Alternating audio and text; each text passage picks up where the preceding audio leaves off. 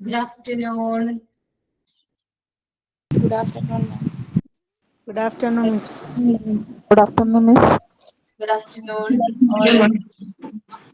Good afternoon, Miss.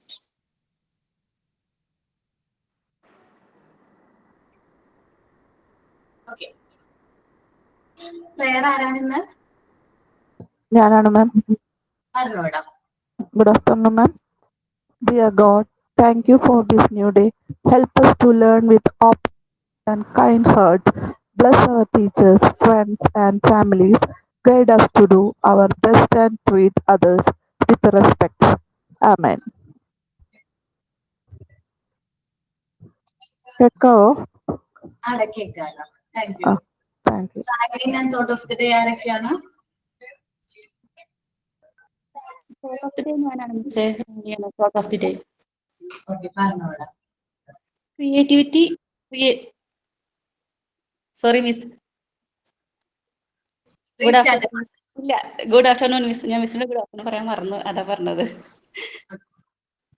Creativity is seeing the same things but thinking differently. നമുക്ക് ചുറ്റും നമ്മൾ എന്നും കാണുന്ന സാധാരണ കുറേ കാര്യങ്ങളുണ്ട്. ആ സാധാരണ കാര്യങ്ങളിൽ പോലും വ്യത്യസ്തമായ പുതിയ കാര്യങ്ങൾ കണ്ടെത്തുന്നതിനെയാണ് നമ്മൾ ക്രിയേറ്റിവിറ്റി എന്ന് പറയുന്നത്. അപ്പം നമ്മൾ എപ്പോഴും ക്രിയേറ്റീവ് ആവാൻ ശ്രമിക്കണം. അത് APJ അബ്ദുൽ കലാം സാറിന്റെ വാക്കുകളാണ്. Signing ഞാനാണ് മാം. പറഞ്ഞോടാ. Good afternoon, everyone. My name is Sanju. It's a pleasure to welcome you all here today. We have gathered to hear for Aparna Miss online class. Welcome, ma'am. This is an opportunity to connect, share ideas, and to make lasting memories. Let's make the most of our time together and let's start the class.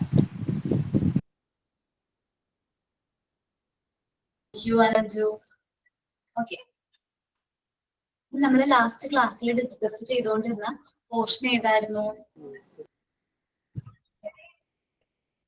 Common child disease. അത് തീർന്നു. Common child disease. അതിന്റെ MCQ കിട്ടിയോ?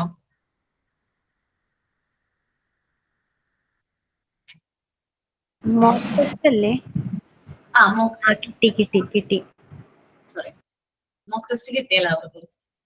കുഴപ്പമില്ലല്ലോ. Answer ഒക്കെ ചെയ്യാൻ പറ്റുന്നില്ലേ? ചെയ്യാൻ പറ്റുന്നു. നമ്മൾ നെക്സ്റ്റ് ചാപ്റ്ററിലേക്ക് മൂവ് ആയിട്ടില്ലല്ലോ. മിസ് പേജ് നമ്പർ ഒന്ന് പറയാമോ? ഇല്ല മിസ്, മൂവ് ആയിട്ടില്ല. ഞാൻ പേജ് നമ്പർ പറയാം. പേജ് നമ്പർ 20 ആണ് കേട്ടോ. Page number 20. ഓക്കെ, നമുക്കറിയാം. ഫസ്റ്റ് എയ്ഡ് ആണോ? അതെ, ഫസ്റ്റ് എയ്ഡ് ആണ്. ഈ ചാപ്റ്റർ അല്ലേ എടുക്കേണ്ടത്? പുതിയ ചാപ്റ്റർ അല്ലേ? മോക്ക് ടെസ്റ്റ് ഒക്കെ എല്ലാവരും അറ്റൻഡ് ചെയ്തു. ടഫ് ഒന്നും അല്ലല്ലോ, സിമ്പിൾ അല്ലേ? എല്ലാവർക്കും എത്ര ക്വസ്റ്റ്യൻ ഉണ്ടായിരുന്നു? 10 ഓ 15 ഓ? 20 ഉണ്ടായിരുന്നു. 20. ഓക്കെ, കുഴപ്പമുണ്ടായിരുന്നല്ലോ. എല്ലാവർക്കും 20 ഔട്ട് ഓഫ് 20 കിട്ടിയെന്നൊക്കെ ഞാൻ പ്രതീക്ഷിക്കുന്നു. ഇനി എന്തെങ്കിലും മിസ്റ്റേക്ക് ഉണ്ടെങ്കിൽ അതൊന്ന്, ഇനിയിപ്പോ മോക്ക് ടെസ്റ്റ് തരുമ്പോൾ ഏതെങ്കിലും ക്വസ്റ്റ്യനിൽ ഡൗട്ട് ഉണ്ടെങ്കിൽ നെക്സ്റ്റ് ഡേ ഞാൻ ക്ലാസ്സിൽ വരുമ്പോൾ അതൊന്ന് ചോദിക്കണം കേട്ടോ. ഡൗട്ട് ഉള്ള ക്വസ്റ്റ്യൻസ് ചിലപ്പോൾ ഉണ്ടാവാം, ചിലപ്പോൾ ഉണ്ടാവാതിരിക്കാം. ജസ്റ്റ് പറഞ്ഞു എന്നുള്ളൂ. എനിക്ക് എന്തെങ്കിലും ഡൗട്ട് മോക്ക് ടെസ്റ്റിൽ ഉണ്ടെങ്കിൽ നിങ്ങൾ നേരിട്ട് എന്നോട് കണ്ടു ചോദിക്കാം, ഞാനത് ക്ലിയർ ചെയ്യാം കേട്ടോ. ഓക്കെ, നെക്സ്റ്റ് ചാപ്റ്ററിന്റെ പേര് ഫസ്റ്റ് എയ്ഡ് ആണ്. നമ്മൾ കുട്ടികളുള്ള വീടുകളിൽ എപ്പോഴും നടക്കുന്ന, അല്ലെങ്കിൽ നമ്മൾ സാധാരണ നാച്ചുറലി ആണ് ഒരു ആക്സിഡന്റ് സംഭവിക്കുക എന്നുള്ളത് ഒരു നാച്ചുറൽ ഫിനോമിനയാണ്. എപ്പോ വേണമെങ്കിലും ഒരു ആക്സിഡന്റ് സംഭവിക്കാം. അപ്പോ ഒരു ആക്സിഡന്റ് സംഭവിച്ചു കഴിഞ്ഞാൽ നമ്മൾ എന്ത് കേപ്പബിൾ ആയിരിക്കണം? ആ ആക്സിഡന്റ് പറ്റിയ വിക്ടിമിന് പ്രോപ്പർ ആയിട്ടുള്ള, ഇൻജേർഡ് ആയിട്ടുള്ള പേഴ്സണ് പ്രോപ്പർ ആയിട്ടുള്ള ട്രീറ്റ്മെന്റ് കൊടുക്കാനായിട്ട് നമ്മൾ എങ്ങനെയായിരിക്കണം? കേപ്പബിൾ ആയിരിക്കണം. നമുക്ക് അതിനും പറ്റണം. അപ്പൊ നമ്മൾ ഫസ്റ്റ് ഇമ്മീഡിയറ്റ് ആയിട്ട് കൊടുക്കുന്ന ട്രീറ്റ്മെന്റിനെയാണ് നമ്മൾ എന്ത് പറയുന്നത്? ഫസ്റ്റ് എയ്ഡ് എന്ന് പറയുന്നത് അല്ലെ? നമുക്ക് എല്ലാവരും പറയും, ചെറുപ്പം മുതലേ നമ്മൾ കേട്ടിട്ടുണ്ടാവും. നമ്മൾ ഫസ്റ്റ് കൊടുക്കുന്ന ട്രീറ്റ്മെന്റ് അല്ലെങ്കിൽ ഇമ്മീഡിയറ്റ് ആയിട്ട് കൊടുക്കുന്ന ട്രീറ്റ്മെന്റ് ആണ് എന്ത്? First aid. ഓക്കെ, ശരിക്കും പറഞ്ഞാൽ ഫസ്റ്റ് എയ്ഡ് പ്രോപ്പർ ട്രീറ്റ്മെന്റ് ആണോ? പ്രോപ്പർ ആയിട്ടുള്ള ട്രീറ്റ്മെന്റ് ആണോ? അല്ല, ഒരു ടെമ്പററി ട്രീറ്റ്മെന്റ് ആണ് ഫസ്റ്റ് എയ്ഡ്. ഒരു ടെമ്പററി ട്രീറ്റ്മെന്റ് ആണ് ഫസ്റ്റ് എയ്ഡ്. നമുക്ക് പ്രോപ്പർ ട്രീറ്റ്മെന്റ് കിട്ടുന്നതിന് മുമ്പ് നമ്മൾ ആ ഇമ്മീഡിയറ്റ് ആയിട്ട് ആ ഇൻജേർഡ് ആയിട്ടുള്ള പേഴ്സണ് നമുക്ക് എന്ത് ട്രീറ്റ്മെന്റ് കൊടുക്കാൻ പറ്റും? ആ ഒരു ഇഞ്ചുറിയുടെ രക്തം കുറയ്ക്കാൻ വേണ്ടി, അല്ലെങ്കിൽ ആ ഒരു ഇപ്പൊ ഒരു കൈ മുറിഞ്ഞെന്ന് വിചാരിക്കും, ബ്ലീഡിങ് കുറയ്ക്കാൻ വേണ്ടി നമുക്ക് എന്ത് ഫസ്റ്റ് എയ്ഡ് കൊടുക്കാൻ പറ്റും? നല്ല രീതിയിൽ അത് ബാൻഡേജ് ചെയ്ത്, നല്ല രീതിയിൽ അത് ക്ലീൻ ചെയ്ത്, വാഷ് ചെയ്ത്, ലോഷൻസ് ഒക്കെ പരത്തി, ദെൻ അത് നല്ല രീതിയിൽ ബാൻഡേജ് ചെയ്ത് കൊടുക്കാം. ഓക്കെ, ഇനി ഒരു പൊള്ളലേക്കാണെങ്കിലോ നമ്മൾ നല്ല രീതിയിൽ അത് ഇപ്പൊ എന്താ പറയാ ഹണി, അതേപോലെ അലവേറ ജെല്ലൊക്കെ അല്ലെങ്കിൽ ആന്റിസെപ്റ്റിക് ഓയിൽമെന്റ് പരത്താം. അങ്ങനെ നമ്മൾ ചെറിയ ചെറിയ ആക്സിഡന്റ്സിന് ചെറിയ ചെറിയ ഫസ്റ്റ് എയ്ഡുകൾ കൊടുക്കും. അങ്ങനെ ഒരു ചെറിയ ചാപ്റ്റർ ആണ് എന്ത് ഫസ്റ്റ് എയ്ഡ് എന്ന് പറയുന്ന ഈ ചാപ്റ്റർ. ഓക്കെ, ഇത് പറയുന്നത് ഹെൽത്ത് ഒരു വ്യക്തിയുടെ എന്താ പറയാ ഫിസിക്കൽ ആയിട്ടുള്ള ഒരു കാര്യത്തിനുള്ള ഫിസിക്കൽ ഫസ്റ്റ് എയ്ഡ് ആണ് പറയുന്നത്. ഓക്കെ, ഒരു വ്യക്തിക്ക് ചെറിയ ആക്സിഡന്റുകൾ, ഒരു കുട്ടിക്ക് എന്തെങ്കിലും ആക്സിഡന്റ് പറ്റി കഴിഞ്ഞാൽ അതിന് കൊടുക്കുന്ന ഫസ്റ്റ് എയ്ഡിനെ കുറിച്ചിട്ടാണ് നമ്മൾ ഈ ചാപ്റ്ററിൽ ഡിസ്കസ് ചെയ്യുന്നത്.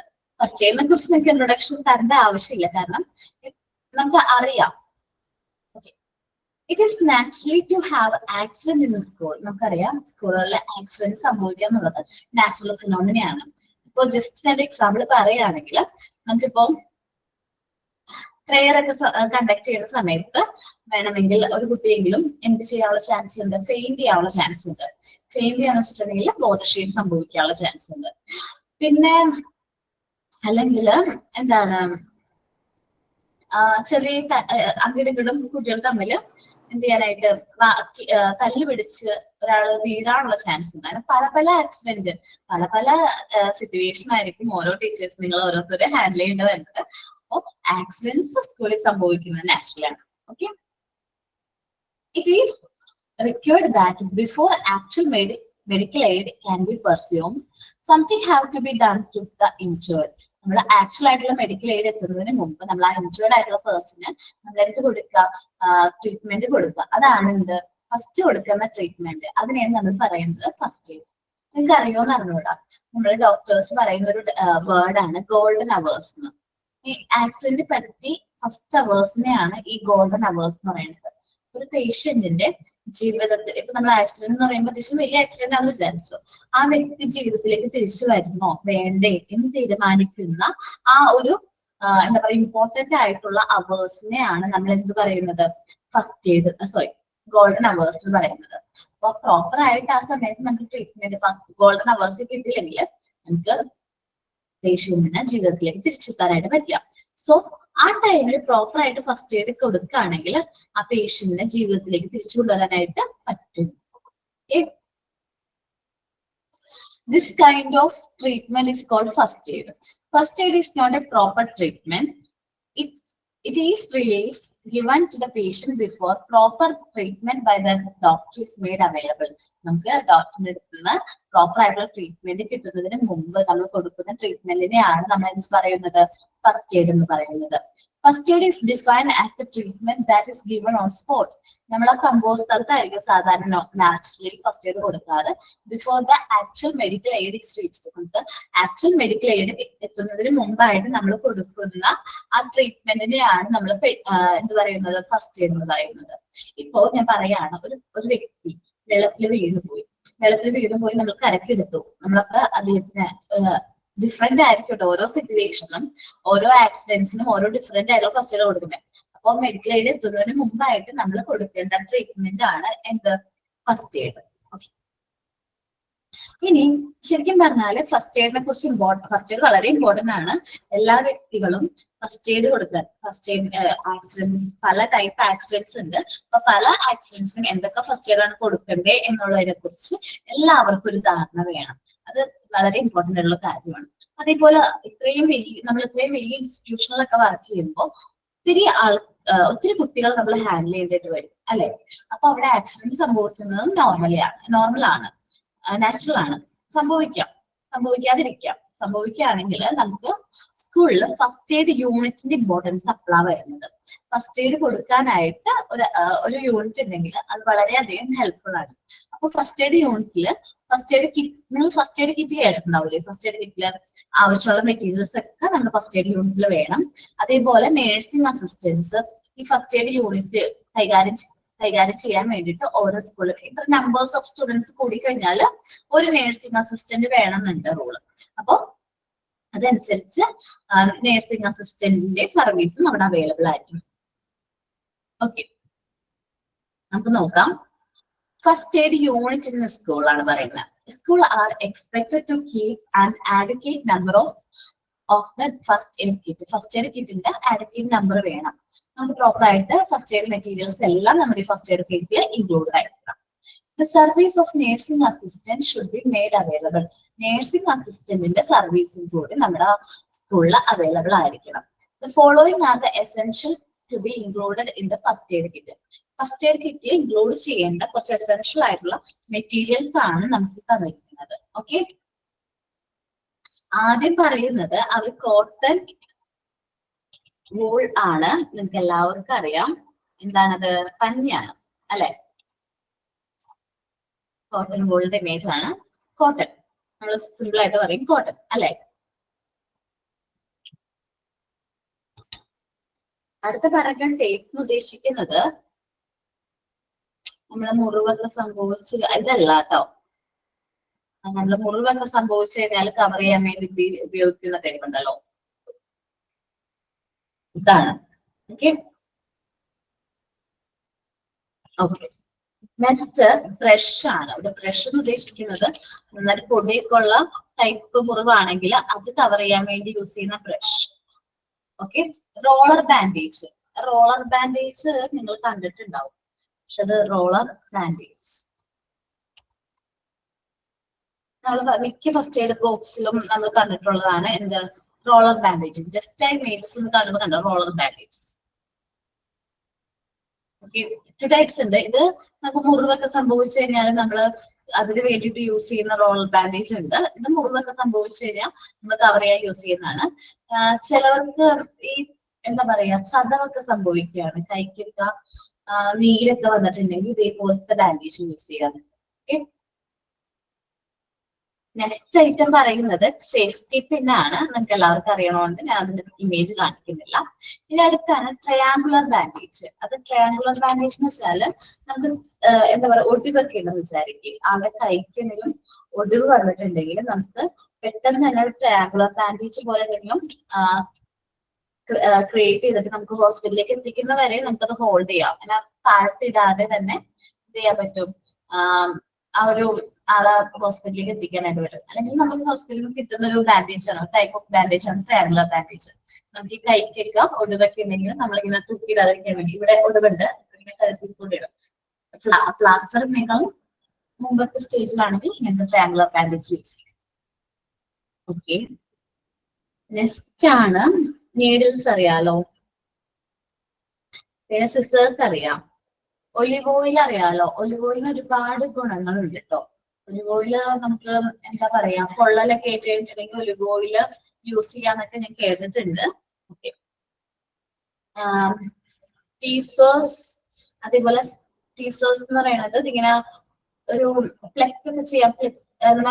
വല്ല കല്ലോ മുറിവിലൊക്കെ എന്തെങ്കിലും കാര്യങ്ങളൊക്കെ കയറി ഇരിക്കുകയാണ്, കല്ലോ അല്ലെങ്കിൽ വല്ല ഇപ്പൊ ഭയങ്കരമായിട്ട് മുനയുള്ള എന്തെങ്കിലും കയറി ഇരിക്കുകയാണെങ്കിൽ അതെടുക്കാൻ വേണ്ടിയിട്ട് നമുക്ക് ഹെൽപ്പ് ചെയ്യുന്ന സംഭവമാണ്. സ്പ്ലിറ്റേഴ്സ് ഒക്കെ പോലത്തെ തന്നെ ഉള്ള ഒരു മെറ്റീരിയൽ ആണ് ഇത്. പല സൈസും അവൈലബിൾ ആണ്. ഞാൻ ഇമേജസ് എടുക്കാം, ഇത് കുറച്ചുകൂടി ഹെൽപ്ഫുൾ തന്നെ. നോക്കി പല ടൈപ്പും കിട്ടും നമുക്കിത്. ഓക്കെ,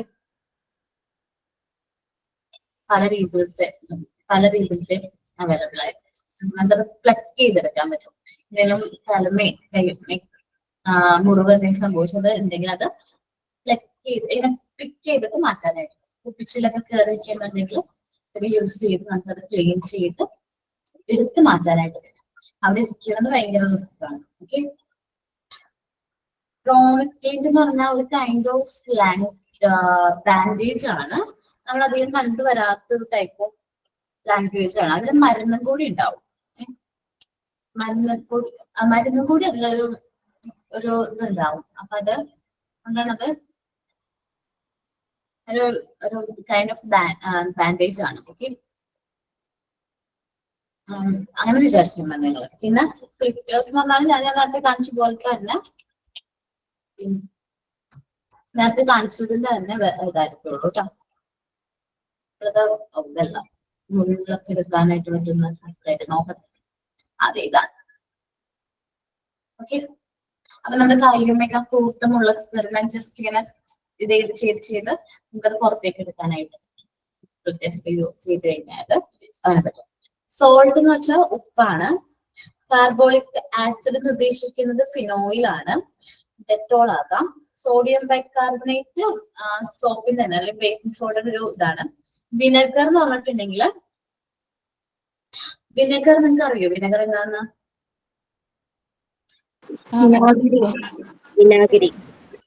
വിനാഗിരി അല്ലെ. വിനാഗിരി എന്ന് പറഞ്ഞാൽ നാച്ചുറൽ ആന്റിസെപ്റ്റിക് ലോഷൻ പോലത്തെ നാച്ചുറൽ ആയിട്ടുള്ള ഒരു സംഭവമാണ്. നമുക്ക് മുറിവൊക്കെ ക്ലീൻ ചെയ്യാൻ ആസിഡ് ആണല്ലോ, മുറിവൊക്കെ ക്ലീൻ ചെയ്യാൻ പറ്റുന്ന പറയുന്നത്.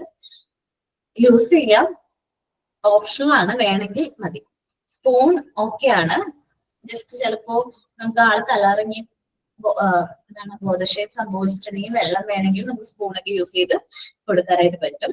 ടിൻചർ ഓർ അയഡിൻ വെച്ചിട്ടുണ്ടെങ്കിൽ നമ്മള് കുഴമ്പുകൾ ഉണ്ടാവില്ലേ, കുഴമ്പുകള് സ്പിരിറ്റ് ആണ്. ടിൻചർ ഓർ അയഡിൻ എന്ന് പറഞ്ഞാൽ കുഴമ്പുകള്, കഷായങ്ങൾ, അങ്ങനത്തെ ടൈപ്പ്. ഇപ്പൊ ചതവൊക്കെ സംഭവിച്ചിട്ടുണ്ടെങ്കിൽ യൂസ് ചെയ്യാനായിട്ട് പറ്റും.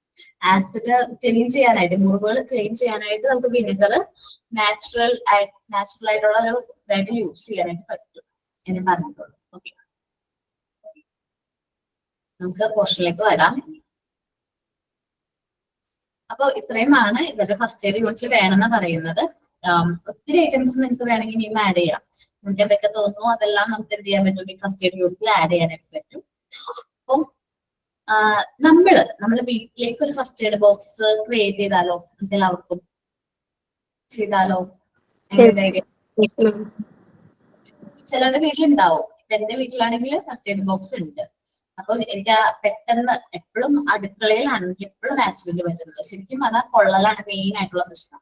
അപ്പോ ഞാൻ ശരിക്കും ഫ്രിഡ്ജിന്റെ മേലെ വെച്ചിരിക്കുക ഫസ്റ്റ് എയ്ഡ് ബോക്സ്. എപ്പോഴും എനിക്ക് പൊള്ളലാണ്, കൈമേക്ക് അടുക്കളയിലാണല്ലോ. ചെറിയ മുറിവുകൾ സംഭവിക്കുന്നുണ്ട്, നമുക്ക് കുഴപ്പമില്ലാന്ന് വെക്കാം. പക്ഷെ ഇത് പൊള്ളലേക്കുമ്പോൾ നമുക്ക് പെട്ടെന്ന് ആന്റിസെപ്റ്റിക് ക്രീം വേണം, പെട്ടെന്ന് എടുക്കാൻ വേണ്ടിയിട്ടുള്ള ഇതിന് വേണ്ടിയിട്ട് ഞാൻ അവിടെ വെക്കുന്നത്. സോ അതെടുത്ത് പെരട്ടും, നോർമൽ. അപ്പൊ നമ്മൾ എല്ലാവരും വീട്ടിലും ഒരു ഫസ്റ്റ് എയ്ഡ് കിറ്റ്, കുട്ടികളുള്ള വീടായാലും ഇല്ലാത്ത മുതിർന്ന കുട്ടികളാണെങ്കിലും ഈ ഫസ്റ്റ് എയ്ഡ് കിറ്റ് ഉള്ള നല്ലതാണ് അല്ലെ, എല്ലാവർക്കും നല്ലതാണ്. കാരണം വീട്ടില് എപ്പോ വേണമെങ്കിലും നമുക്ക് ചെറിയ ചെറിയ ആക്സിഡന്റ്സ് ആണ്, അത് നമുക്ക് തന്നെ ട്രീറ്റ് ചെയ്യാനുള്ളൂ. അതുകൊണ്ട് ഒരു ചെറിയ മുറിവാണെങ്കിൽ അത് നല്ല രീതിയിൽ ക്ലീൻ ചെയ്ത് എന്താണ് ഓയിൽമെന്റോ ബ്ലഡോ എന്താണെന്ന് വെച്ചാൽ അത് റോൾ ചെയ്ത് കെട്ടി വെക്കാം. അല്ലാതെ തുറന്നിറങ്ങിയേക്കാൾ നല്ലതല്ലേ കവർ ചെയ്ത് വെക്കാന്നുള്ളത്. അതുകൊണ്ട് ഒരു first aid unit, first aid kit എല്ലാ വീടുകളിലും ഉള്ളത് നല്ലതായിരിക്കും. അപ്പോൾ നമ്മളുടെ കുട്ടികളെല്ലാവരും നെക്സ്റ്റ് വീക്ക് വരുമ്പോ എല്ലാവരും എന്ത് ചെയ്യും, ഒരു ഫസ്റ്റ് എയ്ഡ് കിറ്റ് പ്രിപ്പയർ ചെയ്ത് വരും അല്ലെ?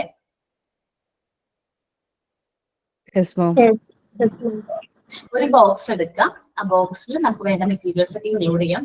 എന്റെ ഫസ്റ്റ് എയ്ഡ് ബോക്സിൽ പാരസ്റ്റമോൾ അടക്കം എനിക്ക് തോന്നുന്നു എനിക്ക് ആവശ്യമുള്ള എല്ലാ മരുന്നുകളും ഉണ്ട്. പാരസ്റ്റമോൾ ഉണ്ട്, സൈക്ലോബാം ഉണ്ട്, അങ്ങനെ ഒത്തിരി ORSന്റെ പൊടി, ORS സ്ലാഷ്, ഒത്തിരി സാധനങ്ങൾ ഞാൻ ഇൻക്ലൂഡ് ചെയ്തിട്ടുണ്ട്. കാരണം ഇതൊക്കെ വീട്ടിൽ എപ്പോഴും ആവശ്യം വരുന്നതാണ്. അപ്പൊ എനിക്ക് ഇപ്പൊ നിങ്ങൾക്ക് എന്നുള്ള രീതിയിൽ ഇൻക്ലൂഡ് ചെയ്യണം. ഒരു മുറിവ് വന്നു കഴിഞ്ഞിട്ടുണ്ടെങ്കിൽ അത് ചെറിയ മുറിവൊക്കെ ആണെങ്കിൽ നോർമൽ ആയിട്ട് ബാൻഡേജ് ചെയ്യാൻ വേണ്ട മെറ്റീരിയൽസ് അത് ഇൻക്ലൂഡ് ചെയ്തുകൊണ്ട് ഒരു ഫസ്റ്റ് എയ്ഡ് ബോക്സ്, ഡെറ്റോൾ, അങ്ങനെ അത്യാവശ്യം നമുക്ക് വേണ്ട മെറ്റീരിയൽസ് നിങ്ങൾ ഒന്ന് തിങ്ക് ചെയ്താൽ മതി. നമ്മുടെ വീട്ടില് മുറിവ് സംഭവിക്കുക അല്ലെങ്കിൽ ഇനിയിപ്പോ പെട്ടെന്ന് പനി വരും, അതിന് ഞാൻ പാരസ്റ്റമോളൊക്കെ ഇൻക്ലൂഡ് ചെയ്തിട്ടുണ്ട് എന്റെ ഫസ്റ്റ് എയ്ഡ് ബോക്സിൽ.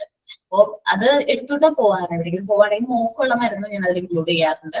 പാരസ്റ്റമോൾ സിറപ്പാണ് അവള് യൂസ് ചെയ്യണത്, അപ്പൊ അതും ഞാൻ ഇൻക്ലൂഡ് ചെയ്യാറുണ്ട്. അങ്ങനെ അത്യാവശ്യം വേണ്ട മരുന്നുകള്, ബാൻഡേജുകള് ഒക്കെ ഇൻക്ലൂഡ് ചെയ്തിട്ട് നമ്മളെല്ലാവരും എന്ത് ചെയ്യുന്നു, ഫസ്റ്റ് എയ്ഡ് ബോക്സ് നെക്സ്റ്റ് വീക്കിനുള്ളിൽ എന്ത് ചെയ്യുന്നു, പ്രിപ്പയർ ചെയ്യുന്നു. ഓക്കെ, അപ്പൊ അടുത്ത ആക്ടിവിറ്റി കിട്ടിയിട്ടുണ്ട്. എല്ലാവർക്കും ക്ലിയർ ആണല്ലോ, മനസ്സിലായല്ലോ ഫസ്റ്റ് എയ്ഡ് കിറ്റിനെ കുറിച്ചിട്ട്? അപ്പൊ പിന്നെ എന്തെങ്കിലും ഉള്ളത് ഞാൻ പറയാം. ഉള്ളവരാണെങ്കിൽ അതൊക്കെ എടുത്ത് അറേഞ്ച് ചെയ്ത് വെച്ചാൽ മതി. നമുക്ക് തെർമോമീറ്റർ ഉള്ള മെറ്റീരിയൽസ് ഒക്കെ യൂസ് ചെയ്ത് ഞാൻ ഐഡിയ തരുന്നില്ല. നിങ്ങൾക്ക് വേണ്ട കാര്യങ്ങൾ നിങ്ങളുടെ വീട്ടിലേക്ക് ആവശ്യമുള്ള മെറ്റീരിയൽസ് എല്ലാം ഇൻക്ലൂഡ് ചെയ്തിട്ട് ഒരു ഫസ്റ്റ് എയ്ഡ് കിറ്റ് നിങ്ങൾ പ്രിപ്പയർ ചെയ്യാം. ദെൻ നമ്മൾ നെക്സ്റ്റ് ഡിസ്കസ് ചെയ്യാൻ പോകുന്ന topic duty of the first aid unit ആണ്. Duties of first aid unit എന്തെല്ലാമാണ് ഫസ്റ്റ് എയ്ഡ് യൂണിറ്റ്സിന്റെ ഡ്യൂട്ടി?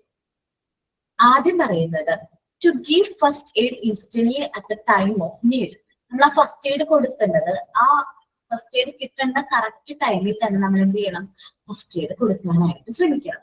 ആ ടൈമിൽ ഞാൻ പറഞ്ഞില്ലേ ഗോൾഡൻ അവേഴ്സ് ആണ്, ആ ഫസ്റ്റ് അവറിൽ കൊടുക്കണം. ആക്സിഡന്റ് സംഭവിച്ചു ആ ഫസ്റ്റ് അവറിൽ കൊടുക്കേണ്ട ട്രീറ്റ്മെന്റ് ആണ് ഫസ്റ്റ് എയ്ഡ് എന്ന് പറയുന്നത്. To contain all the first aid material, first aid യൂണിറ്റില് നമ്മുടെ സ്കൂൾ ഫസ്റ്റ് എയ്ഡ് യൂണിറ്റില് എല്ലാ മെറ്റീരിയൽസും ഫസ്റ്റ് എയ്ഡ് കൊടുക്കേണ്ട എല്ലാ മെറ്റീരിയൽസും വേണം. To remove the cause of injury to the patient, നമ്മള് നമ്മുടെ സ്കൂളിൽ അല്ലെങ്കിൽ ഇൻസ്റ്റിറ്റ്യൂട്ടില് അങ്ങനെ ഒരു ഇഞ്ചുറി വരാനുള്ള സാധ്യത ഉണ്ടെങ്കിൽ അത് ആദ്യം തന്നെ ആ സാധ്യതനെ ആദ്യം തന്നെ എന്ത് ചെയ്യണം, റിമൂവ് ചെയ്യണം. To control the bleeding from injury, നമ്മളിപ്പോ മുറിവ് എന്തെങ്കിലും സംഭവിച്ചിട്ടുണ്ടെങ്കിൽ ആ മുറിവിൽ ബ്ലീഡിങ് ഉണ്ടാവും, ബ്ലീഡിങ് കൺട്രോൾ ചെയ്യാനുള്ള സ്റ്റെപ്പ് നോക്കണം. ബ്ലീഡിങ് കൺട്രോൾ ചെയ്യാൻ വേണ്ടി നല്ല രീതിയിൽ വാഷ് ചെയ്ത് അത് എന്ത് ചെയ്യാൻ കവർ ചെയ്ത് വെക്കാം. ഞാൻ ബ്ലീഡിങ്ങിന്റെ കാര്യങ്ങൾ കൂടുതൽ ഡീറ്റെയിൽസ് ഒക്കെ ആയിട്ട് പറയുന്നുണ്ട്. To check the respiration of the patient, നമ്മള് ആ പേഷ്യന്റിന് ബ്രീത്ത് ചെയ്യുന്നുണ്ടോ റെസ്പിറേറ്റ് ചെയ്യുന്നുണ്ടോ എന്നുള്ളത് ചെക്ക് ചെയ്യണം. And to restart it by artificial method, ഇനി റെസ്പിറേറ്റ് ചെയ്യുന്നില്ല അല്ലെങ്കിൽ ബ്രീത്ത് ചെയ്യുന്നില്ലെങ്കിൽ ആർട്ടിഫിഷ്യൽ മെത്തേഡ് യൂസ് ചെയ്തിട്ട് എന്ത് ചെയ്യാം, നമുക്കത് റീസ്റ്റാർട്ട് ചെയ്യാം. ആർട്ടിഫിഷ്യൽ റെസ്പിറേഷൻ കൊടുക്കാം. To cover the wound of injury, ഈ മുറിവ് ഉണ്ടെങ്കിൽ മുറിവ് നമ്മൾ തുറന്നിടരുതെന്ന് ഞാൻ പറഞ്ഞില്ലേ, അത് നല്ല രീതിയിൽ കവർ ചെയ്ത് വെക്കണം. നമുക്കറിയാം പുറത്ത് ഒരുപാട് മൈക്രോ ഓർഗാനിസംസ് ഉണ്ട്. അല്ലെങ്കിൽ ഇപ്പൊ നമ്മുടെ കാലുമയാണ് ചെറിയൊരു മുറിവ് സംഭവിച്ചിരിക്കുന്നത്, നമ്മൾ ഇതും കവർ ചെയ്യാണ്ട് വൂണ്ട് തുറന്നിടാണെങ്കിൽ ആ മുറിവിലൂടെ ഏത് ജേം നമ്മുടെ ബോഡിനകത്തേക്ക് കയറാനുള്ള ചാൻസ് ഉണ്ട്, എന്തിന്റെ ജേം കയറാനുള്ള ചാൻസ് ഉണ്ട്, ടെറ്റനസ്, പോളിയോ ഒക്കെ നമ്മള് ഒക്കെ വരാനുള്ള ചാൻസ് ഉണ്ട്. ഓക്കെ, അപ്പൊ അതുകൊണ്ട് നമ്മൾ വൂണ്ട് എന്ത് ചെയ്യണം, നല്ല രീതിയിൽ കവർ ചെയ്ത് തന്നെ സൂക്ഷിക്കണം. അതേപോലെ to maintain the temperature of the patient at normal level, അപ്പോ നമ്മള് ആക്സിഡന്റ് പറ്റി വിക്ടിമിന്റെ പേഷ്യന്റിന്റെ ടെമ്പറേച്ചർ നോർമൽ ലെവലിൽ തന്നെ നമ്മൾക്ക് മെയിൻറ്റെയിൻ ചെയ്യാനായിട്ട് നോക്കണം. ഓക്കെ, അപ്പോ ചിലപ്പോ നമ്മളിപ്പോ വെള്ളത്തിൽ ഒരാൾ മുങ്ങിപ്പോവാന്ന് വിചാരിക്കും. അപ്പൊ അങ്ങനെ മുങ്ങിപ്പോയിട്ടുണ്ടെങ്കിൽ ആള് നമ്മൾ കരക്കെടുക്കുമ്പോഴേക്കും പെട്ടെന്ന് ഷിവറിംഗ് ഒക്കെ വരാനുള്ള ചാൻസ് ഉണ്ട്, ഷിവറിംഗ് ഫിക്സ് ഒക്കെ വരാനുള്ള ചാൻസ് ഉണ്ട്. അപ്പൊ അങ്ങനെ വരാതിരിക്കാൻ വേണ്ടി നമ്മൾ നോർമൽ ടെമ്പറേച്ചറിലേക്ക് ആള് ചൂടുള്ള വെള്ളം കൊടുക്കുക, ചൂടുള്ള ഹോട്ട് ബോട്ടില് കൊടുക്കുക ഹോൾഡ് ചെയ്യാൻ വേണ്ടിയിട്ട്, അല്ലെങ്കിൽ ഡ്രസ്സ് മാറ്റിയിട്ട് ചൂടുള്ള വസ്ത്രം അല്ലെങ്കിൽ ആ ഡ്രസ് കുറച്ച് ടെമ്പറേച്ചർ നോർമൽ ആക്കാനായിട്ട് ശ്രമിക്കുക. അപ്പൊ അത്രയും കാര്യങ്ങൾ ആരുടെ ഡ്യൂട്ടീസ് ആണ്, ഫസ്റ്റ് എയ്ഡ് യൂണിറ്റ്സിന്റെ ഡ്യൂട്ടീസ് ആണ്. ഇനി നമ്മൾ ഓരോ സിറ്റുവേഷൻ ആണ് ഡിസ്കസ് ചെയ്യാൻ പോകുന്നത്. ഓരോ സിറ്റുവേഷനും നമ്മൾ എന്തെല്ലാം ഫസ്റ്റ് എയ്ഡ് ആണ് കൊടുക്കുന്നതെന്നാണ് ഇനി പറയുന്നത് കേട്ടോ. When is first aid necessary and how? എപ്പോഴാണ് ഫസ്റ്റ് എയ്ഡ് വേണ്ടത്, അത് എങ്ങനെ കൊടുക്കുന്നതാണ്. ഫെയിന്റിങ്, ഓക്കെ, നിങ്ങളൊക്കെ ചെറുപ്പത്തില് അസംബ്ലിക്കൊക്കെ നിൽക്കില്ലേ, അസംബ്ലിക്കൊക്കെ നിൽക്കുമ്പോ നമ്മളെന്താണ് ഒരു കുട്ടിയെങ്കിലും തലകറങ്ങി വീഴാതിരിക്കില്ലേ, തലകറങ്ങി വീണിട്ടുണ്ടാവില്ലേ, അല്ലെങ്കിൽ ബോധക്ഷയം സംഭവിച്ചിട്ടുണ്ടാവില്ലേ, അത് നോർമൽ ആണല്ലേ. അത് നമ്മളിപ്പോ ഒന്നോ രണ്ടോ കുട്ടികളൊക്കെ ചിലപ്പോൾ നമ്മൾ നോക്കിപ്പോ വീഴാറുണ്ട്. കാരണം പ്രോപ്പർ ആയിട്ട് ഫുഡ് കഴിക്കാത്തതുകൊണ്ടൊക്കെ പല റീസൺസ് കാരണം നമുക്ക് എന്ത് ചെയ്യാൻ ചാൻസ് ഉണ്ട്, ഫെയിൽ ചെയ്യാനുള്ള ചാൻസ്. ഫെയിലിംഗ് എങ്ങനെയാണ് ആക്ച്വലി സംഭവിക്കുന്നത് വെച്ചിട്ടുണ്ടെങ്കിൽ നമ്മുടെ ഹാർട്ടിൽ നിന്ന് ബ്ലഡ് പ്രോപ്പർ ആയിട്ട് ബ്രെയിനിലേക്ക് എത്താതെ വരുമ്പോഴാണ് ഒരു വ്യക്തി ഫെയിൽ ആകുന്നത്. എന്താണ് പറയുന്നത്, ഹാർട്ടിൽ നിന്ന് പ്രോപ്പർ ആയിട്ട് ബ്ലഡ് എവിടെ കിട്ടിയില്ല, ബ്രെയിനിലേക്ക് എത്തിയിട്ടില്ല. അങ്ങനെ വരുമ്പോഴാണ് ഒരു വ്യക്തി എന്ത് ചെയ്യുന്നത്, ഫെയിൽ ആവുന്നത്, ബോധക്ഷയം സംഭവിക്കുന്നത്. ബോധക്ഷയം എന്ന് വെച്ചാല് ബോധക്ഷയം സംഭവിച്ച് ജസ്റ്റ് ഒരു 2 മിനിറ്റ്സിനുള്ളിൽ ആള് കോൺഷ്യസ് ആകും. പക്ഷെ ബോധക്ഷയം സംഭവിക്കുമ്പോൾ നമ്മൾ വീഴുന്നതനുസരിച്ച് ഇഞ്ചുറീസും പെയിനും വരാനുള്ള ചാൻസ് ഉണ്ട്. ബോധക്ഷയം സംഭവിച്ചപ്പോൾ ആള് തല ചെന്ന് ഇടിച്ചാണ് വീഴുന്നതെങ്കിൽ അവിടെ നിന്ന് ബ്ലീഡിങ് വരാനും ഇഞ്ചുറി വരാനുള്ള ചാൻസ് ഉണ്ട്. അപ്പൊ നമ്മള് ശ്രദ്ധിക്കണം. ഇപ്പൊ ഒരാൾ ബോധക്ഷയം സംഭവിക്കും, നമുക്ക് തന്നെ തോന്നിയിട്ടുണ്ടോ, നമുക്ക് തലകറങ്ങുന്ന പോലെ തോന്നിയിട്ടുണ്ടോ, അങ്ങനെയാണെങ്കിൽ നമ്മളൊരു കാര്യം ചെയ്യാം, ഇരിക്കാം. ഇരുന്നിട്ടാണെങ്കിൽ നമുക്ക് ആ ഒരു ആഘാതം കുറയ്ക്കാനായിട്ട് വരും. നമ്മൾ നിൽക്കുമ്പോൾ വീഴുന്നതും ഇരിക്കുമ്പോൾ വീഴുന്നതും തമ്മിൽ കുറച്ച് എന്താണ് ആ ഒരു സിവിയർ കണ്ടീഷൻ കുറയ്ക്കാൻ, പെയിനോ അല്ലെങ്കിൽ ഇഞ്ചുറീസോ കുറയ്ക്കാനായിട്ട് നമുക്ക് പറ്റും. അപ്പോൾ തലകറക്കം വല്ലതും തോന്നുകയാണെങ്കിൽ നമ്മൾ അവിടെ ഇരിക്കാം. ചിലപ്പോൾ തലകറങ്ങിയ ഒരാളെ പെട്ടെന്ന് ഐഡന്റിഫൈ ചെയ്ത് മുഖമൊക്കെ വെള്ളറിഞ്ഞിട്ട് വരും, ബ്രീത്തിങ്ങിന്റെ സ്പീഡ് കുറഞ്ഞിട്ടുണ്ടാവും. ഓക്കെ, അപ്പൊ ഫെയിൻറ്റ് ചെയ്ത ആള് നോക്കുമ്പോൾ നമ്മൾ ബ്രീത്ത് ചെയ്യുന്നുണ്ടോ എന്ന് നോക്കാം. ചിലപ്പോ ഫെയിൻറ്റ് ചെയ്തിട്ടുണ്ടെങ്കിൽ എല്ലാവരും കൂടി ഇങ്ങനെ കൂട്ടം കൂടി നിൽക്കും അല്ലെ, ഒരിക്കലും അങ്ങനെ ചെയ്യരുത് കേട്ടോ. എല്ലാവരും കൂടി പോയി കൂട്ടം കൂടി നിൽക്കരുത്. എല്ലാവരും മാറ്റി ആൾക്ക് ശുദ്ധമായി കിട്ടാനായിട്ട് ഫ്രഷ് എയർ കിട്ടാൻ വേണ്ടിയിട്ട് നമ്മള് ബാക്കിയുള്ളവരെ മാറ്റിയാണ് ചെയ്യുന്നത്. പിന്നെ എന്ത് ചെയ്യണം, ബ്രീത്ത് ചെയ്യണോ നോക്കാം. ബ്രീത്ത് ചെയ്യുന്നുണ്ടെങ്കിൽ കുഴപ്പമില്ല, നമ്മൾ കുറച്ച് വെള്ളമൊക്കെ സ്പ്രിങ്കിൾ ചെയ്ത് കൊടുക്കുക. കോൺഷ്യസ് ആവുകയാണെങ്കിൽ കുഴപ്പമൊന്നുമില്ല. കുറച്ച് ഡ്രസ്സൊക്കെ ഒന്ന് ലൂസ് ആക്കി കൊടുക്കുക. ടൈറ്റ് ആയിട്ടുള്ള ഡ്രസ്സൊക്കെ ആയിരിക്കും, കുട്ടികളുടെ യൂണിഫോം ഒക്കെ ആയിരിക്കും ഇട്ട് വന്നിട്ടുണ്ടാവും. അതുകൊണ്ടൊക്കെ ആയിരിക്കാം അത് സംഭവിച്ചിരിക്കുന്നത്.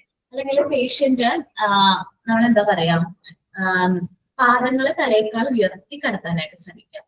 തലയേക്കാളും പാദങ്ങൾ എന്ത് ചെയ്യാൻ ഉയർത്തി കിടത്താം. ഇനിയിപ്പോ നമ്മള് ബ്രീത്ത് ചെയ്യണോ നോക്കിയപ്പോ ബ്രീത്ത് ചെയ്യുന്നില്ലെങ്കിൽ നമ്മൾ ഇമ്മീഡിയറ്റ് ആയിട്ട് നെക്സ്റ്റ് എന്ത് ചെയ്യണം, ആർട്ടിഫിഷ്യൽ റെസ്പിറേഷൻ കൊടുക്കണം അല്ലെ. ആർട്ടിഫിഷ്യൽ റെസ്പിറേഷൻ കൊടുക്കാം. നമ്മുടെ മൂക്ക് പൊത്തി പിടിച്ച് വായ ഉയർത്തിയിട്ട് നമ്മള് വായിലൂടെ ശ്വാസം കൊടുക്കുക. ഓക്കെ, ബ്രീത്ത് ചെയ്യുന്നത്. പട്ടിടത്ത് നോക്കാം, പൾസ് ചെക്ക് ചെയ്ത് നോക്കാം. പൾസ് ഉണ്ടെങ്കിൽ കുഴപ്പമില്ല, ആർട്ടിഫിഷ്യൽ റെസ്പിറേഷൻ കൊടുത്താൽ മതി. പൾസ് ഇല്ലെങ്കിൽ നമ്മൾ എന്ത് ചെയ്യണം, CPR കൊടുക്കേണ്ടതായിട്ട് വരും അല്ലെ. CPR കൊടുക്കേണ്ടതായിട്ട് വരും. അത് ഞാൻ പറയാം കുറച്ചുകൂടി ക്ലാസ് കഴിയുമ്പോൾ CPR എങ്ങനെ കൊടുക്കണം, ആർട്ടിഫിഷ്യൽ റെസ്പിറേഷൻ എങ്ങനെ കൊടുക്കുന്നതെന്നൊക്കെ നിങ്ങളെ കൊണ്ട് തന്നെ പറയിപ്പിക്കാം. ഒരു ആക്ടിവിറ്റി പോലെ തരാം. ഓക്കെ, നിങ്ങൾക്ക് കുറച്ചുകൂടി എളുപ്പമായിരിക്കും. ഓക്കെ, നമ്മൾ ഇനി ഡിസ്കസ് ചെയ്യാൻ പോകുന്ന എന്ന് വെച്ചിട്ടുണ്ടെങ്കിൽ ഫെയിന്റിങ് ആണ് കേട്ടോ. ഫെയിന്റിങ് എന്ന് വെച്ചാൽ ബോധക്ഷയം എന്നാണ് നമ്മൾ പറയുന്നത്. നോക്കാം.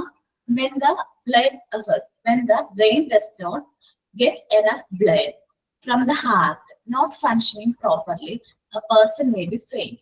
ഒരു വ്യക്തിയുടെ ഹാർട്ടിൽ നിന്ന് പ്രോപ്പർ ആയിട്ട് ബ്ലഡ് ബ്രെയിനിലേക്ക് എത്താതെ വരുമ്പോൾ എന്ത് ചെയ്യാനുള്ള ചാൻസ് ഉണ്ട്, ഫെയിന്റ് ആവാനുള്ള ചാൻസ് ഉണ്ട്, തലകറക്കം വരാനുള്ള ചാൻസ് ഉണ്ട്. Sometimes severe pain or injury can also be cause for fainting. അപ്പോൾ തലകറക്കം സംഭവിക്കുകയാണെങ്കിൽ ചെറിയ സിറ്റുവേഷനിൽ മാത്രം എന്ത് ചെയ്യാനുള്ള ചാൻസ് ഉണ്ട്, പെയിൻ വരാനുള്ള, നമുക്ക് തലയിടിച്ച് വീഴാനുള്ള ചാൻസ്, അങ്ങനെ വന്ന പെയിൻ വരാനുള്ള ചാൻസ് ഉണ്ട്. അല്ലെങ്കിൽ ഇഞ്ചുറി, കൂർത്ത സ്ഥലത്തൊക്കെയാണ് പോയി വീഴുന്നെങ്കിൽ അങ്ങനെയും ഇഞ്ചുറി വരാനുള്ള ചാൻസ് ഉണ്ട്. The face will become pale. ആ ഫേസ് എന്ത് ചെയ്യണം, ഭയങ്കരമായിട്ട് എന്ത് ചെയ്യും, വെളുക്കും എന്നൊക്കെ നമ്മൾ പറയാറില്ലേ. The speed of breathing will be decreased. നമ്മുടെ ബ്രീത്തിങ്ങിന്റെ സ്പീഡ് കുറയാനുള്ള ചാൻസ് ഉണ്ട്. ഓക്കെ, നെക്സ്റ്റ് ആണ് ട്രീറ്റ്മെന്റ് ആണ്. നമ്മൾ ഒരാൾ ബോധക്ഷയം സംഭവിച്ചു കഴിഞ്ഞാൽ ഫസ്റ്റ് എയ്ഡ് കൊടുക്കാൻ നമ്മൾ റെഡി ആയിരിക്കും അല്ലേ. നമുക്ക് എന്തെല്ലാം ട്രീറ്റ്മെന്റ് കൊടുക്കാൻ പറ്റും എന്നാണ് നമ്മൾ പറയുന്നത്. People should be give fresh air. നമ്മൾ ആ വ്യക്തിക്ക് ഫ്രഷ് എയർ കൊടുക്കാനായിട്ട് ശ്രമിക്കുക. ചുറ്റും കൂടി നിൽക്കരുത്, കുറച്ച് ഫ്രീ ആയിട്ട് വിടാം. ആൾക്ക് എന്താ പറയാ, റെസ്പിറേറ്റ് ചെയ്യാനുള്ള ടൈം അലോ ചെയ്യാം. Cold water should be sprinkled on the face. തണുത്ത വെള്ളം മുഖത്തൊന്ന് തേച്ചിരിക്കുക. Patient should be made light to with the feet raised higher than the head. തലയേക്കാൾ ഉയർത്തി പാദങ്ങൾ വയ്ക്കാനായിട്ട് ശ്രമിക്കാം. Cloth should be loose. നമ്മുടെ ക്ലോത്ത് കുറച്ച് ലൂസ് ആക്കാം. ടൈറ്റ് ആക്കിക്കാൻ നമുക്ക് ഭയങ്കര ഇറിറ്റേഷൻ ആയിരിക്കും. ശ്വാസം ബ്രീത്ത് ചെയ്യാനായിട്ട് പ്രോപ്പറായിട്ട് ബ്രീത്ത് ചെയ്യാൻ പറ്റില്ല. സോ അതിന് വേണ്ട ഒരു ടൈം കൊടുക്കാം. ഇത്രയും കാര്യങ്ങളാണ് ഒരാൾ ഫെയിന്റ് ചെയ്ത് കഴിഞ്ഞിട്ടുണ്ടെങ്കിൽ നമ്മൾ കൊടുക്കുന്ന ട്രീറ്റ്മെന്റ്. ഓക്കെ, നെക്സ്റ്റ് ഫെയിന്റിങ് മനസ്സിലായോ എല്ലാവർക്കും?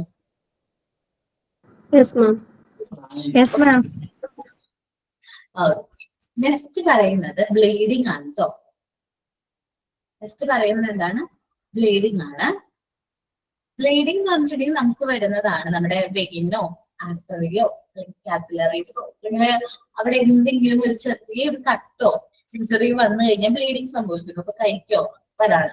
ബ്ലീഡിങ് വന്നു കഴിഞ്ഞാൽ നമ്മളൊരു കാര്യം വെച്ചാൽ, ഇപ്പൊ എനിക്ക് ഇവിടെ ബ്ലീഡിങ് ഇവിടെയാണ് വന്നെങ്കിൽ, ഞാൻ ഇങ്ങനെയാണ് ഇരുന്നെങ്കിൽ ബ്ലഡ് ഒത്തിരി ലോസ് ആവാനുള്ള ചാൻസ് ഉണ്ട്. ബ്ലഡ് കയ്യിലോട്ട് ഇങ്ങനെ പോകാനുള്ള ചാൻസ് ഉണ്ട്. സോ ബ്ലീഡിങ് സംഭവിക്കുന്ന സ്ഥലം നമ്മൾ ഒറിജിനൽ പൊസിഷനേക്കാളും ഉയർത്തി വെക്കാനായിട്ട് നോക്കാം. ഒറിജിനൽ പൊസിഷൻ ഇവിടെയാണ് ബ്ലീഡ് ചെയ്യണമെങ്കിൽ കുറച്ച് ഉയർത്തി വെക്കാനായിട്ട് നോക്കാം. ശരി, ഇങ്ങനെ നിവർത്തി വെക്കാനായിട്ട് നോക്കാം.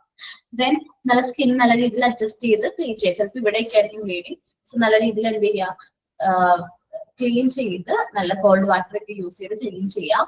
ദെൻ ടിഞ്ചർ ഓർ അയഡിൻ, നമ്മള് ബെസ്റ്റ് അയഡിൻ അങ്ങനെ എന്തെങ്കിലും അപ്ലൈ ചെയ്യുക. എന്നിട്ട് പ്രോപ്പർ ആയിട്ട് ബാൻഡേജ് ചെയ്യാം. എന്നിട്ട് ബ്ലീഡിങ് സ്റ്റോപ്പ് ആകുന്നില്ലെങ്കിൽ നമ്മൾ എന്ത് ചെയ്യാം, എത്രയും പെട്ടെന്ന് ഹോസ്പിറ്റലിലേക്ക് എത്തിക്കുക. കാരണം ബ്ലഡ് ലോസ് ആവാനുള്ള ചാൻസ് ഉണ്ട്. ബ്ലഡ് ഒരുപാട് പോയി കഴിഞ്ഞിട്ടുണ്ടെങ്കിൽ ആള് അൺകോൺഷ്യസ് ആകും. സോ അങ്ങനെ ജീവൻ തന്നെ നഷ്ടപ്പെട്ടു പോകാനുള്ള ചാൻസ് ഉണ്ട്. സോ ചെറിയ ബ്ലീഡിങ് ഒക്കെ ആണെങ്കിൽ നമുക്ക് നോർമലി ഫസ്റ്റ് എയ്ഡ് കൊടുത്ത് ട്രീറ്റ്മെന്റ് ചെയ്യാനായിട്ട് പറ്റും. ഹെവിയർ ബ്ലീഡിങ് ആണെങ്കിൽ എത്രയും പെട്ടെന്ന് ഹോസ്പിറ്റലിൽ എത്താം, ട്രീറ്റ്മെന്റ് എടുക്കുകയാണ്, പ്രോപ്പർ ട്രീറ്റ്മെന്റ് എടുക്കുകയാണ് വേണ്ടത്. ഓക്കെ, നമ്മൾ ബ്ലീഡിങ്ങിനെ കുറിച്ചാണ് പറയുന്നത്. Bleeding. When there is some injuries or cut in capillaries, artery or vein, there will be bleeding. ചെറിയ എന്തെങ്കിലും കട്ടോ ഇഞ്ചുറിയോ സംഭവിക്കുകയാണെങ്കിൽ ബ്ലീഡിങ് ആവാനുള്ള ചാൻസ് ഉണ്ട്. The treatment പറയുന്നത് the injured part should be up above its original position. നമ്മുടെ original പൊസിഷനിൽ നിന്ന് കുറച്ച് ഉയർത്തി വെക്കാനായിട്ട് ശ്രമിക്കാം. Skin should be readjusted and washed with cold water. നല്ല വെള്ളം ഉപയോഗിച്ച് നല്ല രീതിയിൽ വാഷ് ചെയ്യാം. Tincture or iodine should be applied and bandaged rightly. നമ്മൾ ടിഞ്ചറും അയഡിനും നല്ല രീതിയിൽ അപ്ലൈ ചെയ്യും, നല്ല രീതിയിൽ ബാൻഡേജ് ചെയ്യുമാണ് വേണ്ടത്. ഓക്കെ, ബ്ലീഡിങ് ക്ലിയർ ആണോ?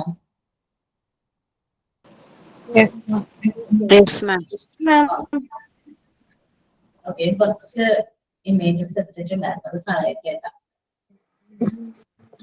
ഓക്കെ, നമ്മള് ഇനി എടുക്കാൻ പോകുന്ന ടോപ്പിക് സ്നേക്ക് ബീറ്റിംഗ് ആണ്.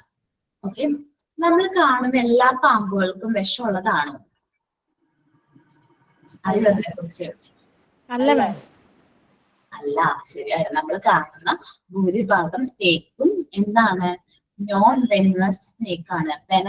വെനമസ് അല്ല, നോൺ വെനമസ് സ്നേക്ക് ആണ്, നോൺ പോയിസണസ് സ്നേക്ക് ആണ്. ഓക്കെ, അപ്പൊ നമ്മൾ കാണുന്ന പാമ്പുകളെല്ലാം എന്തല്ല? പോയിസണസ് സ്നേക്ക് അല്ല, നോൺ പോയിസണസ് സ്നേക്ക് അല്ല, സോറി പോയിസണസ് സ്നേക്ക് അല്ല. പക്ഷേ ഇല്ലേ, ഒരു പ്രശ്നമുണ്ട്. ചിലപ്പോ നമുക്ക് ആ പാമ്പിനെ കണ്ടാലേ മനസ്സിലാവുള്ളൂ പോയിസണസ് സ്നേക്ക് ആണോ നോൺ പോയിസണസ് സ്നേക്ക് ആണോ എന്ന്. പക്ഷെ പെട്ടെന്ന് ഒരാൾ പാമ്പ് ബീറ്റ് ചെയ്തിട്ടുണ്ട്, പക്ഷെ നമുക്ക് ആ പാമ്പിനെ കാണാനും പറ്റില്ല. അപ്പൊ ആള് പെട്ടെന്ന് എന്ത് ചെയ്യാനുള്ള ചാൻസ് ഉണ്ട്? പാനിക് ആവാനുള്ള ചാൻസ് ഉണ്ട്. ആ പാനിക് ആവും, ഭയങ്കരമായിട്ട് പാനിക് ആവാനുള്ള ചാൻസ് ഉണ്ട്. സോ അപ്പൊ നമ്മൾ എന്ത് ചെയ്യാം? ആ പാനിക് ആക്കാതിരിക്കുക, പ്രോപ്പർ ആയിട്ട് ഫസ്റ്റ് എയ്ഡ് കൊടുക്കുക, ദെൻ ഹോസ്പിറ്റൽ എത്രയും പെട്ടെന്ന് ഹോസ്പിറ്റലിൽ എത്തി എന്താണ് പ്രോപ്പർ ആയിട്ട് ട്രീറ്റ്മെന്റ് എടുക്കാൻ വേണ്ടത്. ഇനി ബീറ്റ് നോക്കിയിട്ട് ഇപ്പൊ സ്നേക്ക് വെനമസിന്റെയും അതേപോലെ തന്നെ നോൺ വെനമസിന്റെ സ്നേക്കിന്റെയും ബീറ്റ്സ് എന്ന് വെച്ചിട്ടുണ്ടെങ്കിൽ പല്ലിന്റെ ആ ഒരു ഷേപ്പ് നോക്കിയിട്ട് വിഷമുള്ളതാണോ വിഷമില്ലാത്തതാണോ നമുക്ക് ഐഡന്റിഫൈ ചെയ്യാനായിട്ട് പറ്റും. ഇപ്പൊ നിങ്ങൾ ഈ ഒരു ഇമേജിൽ കാണുന്നത്, ആദ്യം കാണുന്നത് നോൺ വെനമസ് സ്നേക്ക് ആണ്. എന്ന് വെച്ചാൽ ഒത്തിരി പല്ലുകൾ ഏകദേശം സെയിം അളവിൽ ബീറ്റ്സ് ആണെങ്കിൽ അത് നോൺ വെനമസ് സ്നേക്ക് ആണ്, വിഷമില്ലാത്ത നോൺ പോയിസണസ് ആയിട്ടുള്ള സ്നേക്ക് ആണ്. രണ്ട് പല്ല് ചിലപ്പോൾ രണ്ട് പല്ല് മാത്രമായിരിക്കും എന്ത് വന്നിരിക്കുന്നത്? ബീറ്റ് വന്നിട്ടുണ്ടാവും, അല്ലെങ്കിൽ രണ്ട് പല്ല്. അങ്ങനെയാണെങ്കിൽ വെനമസ് സ്നേക്ക് ആണ്, വിഷമുള്ള പാമ്പാണ്. ഓക്കെ, വെനമസ് സ്നേക്കും നോൺ വെനമസ് സ്നേക്കും ആണ്. അത് ഇപ്പൊ ഈ ബീറ്റ്സ് നോക്കി പെട്ടെന്ന് ഐഡന്റിഫൈ ചെയ്യാൻ പറ്റും, വെനമസ് സ്നേക്കും നോൺ വെനമസ് സ്നേക്കും. ഓക്കെ, നോക്കുക, ശ്രദ്ധിച്ചു നോക്കാം. അത് ബീറ്റ്സ് നോക്കി നമുക്ക് ആ കടി നോക്കിയിട്ട് നമുക്ക് എന്ത് ചെയ്യാൻ പറ്റും? ഐഡന്റിഫൈ ചെയ്യാനായിട്ട് പറ്റും. ഓക്കെ, ഇമേജസ് ഒന്ന് കാണിച്ചു എന്നുള്ളൂ. വെനമസ് സ്നേക്ക്, ഇത് നോൺ വെനമസ് സ്നേക്ക് ആണ്, ഇത് വെനമസ് സ്നേക്ക് ആണ്, ഇത് നോൺ വെനമസ്. എന്ന് വെച്ചാൽ പോയിസണസ് സ്നേക്ക് ആണ്. രണ്ട് ബീറ്റ്, ശരിക്കും രണ്ട് ദംശകൾ നമ്മൾ പറയൂലേ, അത് കറക്റ്റ് ആയിട്ട് അവിടെ ഉണ്ടാവും. ഇത് നോൺ വെനമസ് സ്നേക്ക് ആണ്. ഓക്കെ, ആണല്ലോ, ക്ലിയർ ആണല്ലോ? നിങ്ങൾക്ക് ഒരു ബീറ്റ് നോക്കി ഇനിയിപ്പോ ഐഡന്റിഫൈ ചെയ്യാൻ പറ്റില്ലേ അത് വെനമസ് ആണോ നോൺ വെനമസ് ആണോ എന്നുള്ളത്. അപ്പോ രണ്ടിനും രണ്ട് ട്രീറ്റ്മെന്റ് ആണ്. ഇപ്പൊ വെനമസ് സ്നേക്കിനായാലും നോൺ വെനമസ് സ്നേക്കിനായാലും രണ്ടിനും രണ്ട് ടൈപ്പ് ഓഫ് ട്രീറ്റ്മെന്റ് ആണ് കൊടുക്കുന്നത്. ഓക്കെ, എന്ന് വെച്ചാല് ഫസ്റ്റത്തെ കുറച്ച് venomous snake sorry poisonous snake ആണെങ്കിൽ കുറച്ചും കൂടി നമ്മൾ ശ്രദ്ധിക്കണം. അതിന്റെ ട്രീറ്റ്മെന്റ്സ് ആണ് ഇവിടെ പറയുന്നത്. നോൺ പോയിസണസ് സ്നേക്ക് ആണെങ്കിൽ അത്ര ട്രീറ്റ്മെന്റ് ഒന്നും അത്ര ട്രീറ്റ്മെന്റ്സ് അല്ല, നമ്മള് പ്രിക്കോഷൻസ് എടുക്കണം. എന്നിട്ട് നമ്മളൊന്ന് ബ്ലഡ് ഒന്ന് ടെസ്റ്റ് ചെയ്ത് നോക്കാം, ഹോസ്പിറ്റലിൽ ഒന്ന് ചെല്ലാം, പോയിസണസ് സ്നേക്ക് ആണോ അല്ലേ എന്നൊന്ന് ഐഡന്റിഫൈ ചെയ്യാം. ഓക്കെ, നോക്കാം കേട്ടോ. നമ്മൾ പോർഷനിലേക്ക് വരാണെങ്കിൽ നമ്മൾ കാണുന്ന ഭൂരിഭാഗം പാമ്പും എന്തല്ല? പോയിസണസ് സ്നേക്ക് അല്ല. പക്ഷേ അവരുടെ ബീറ്റ് നമ്മൾ പെട്ടെന്ന് ആ കടി നമ്മൾ പെട്ടെന്ന് ഷോക്കിലേക്ക് കൊണ്ടുപോകാനായിട്ടുള്ള ചാൻസ് ഉണ്ട്. സോ നമ്മൾ ഫസ്റ്റ് എയ്ഡ് കൊടുക്കാനായിട്ട് ആപ്റ്റ് ആയിരിക്കണം. എത്രയും പെട്ടെന്ന് ഫസ്റ്റ് എയ്ഡ് കൊടുക്കാൻ നോക്കാം.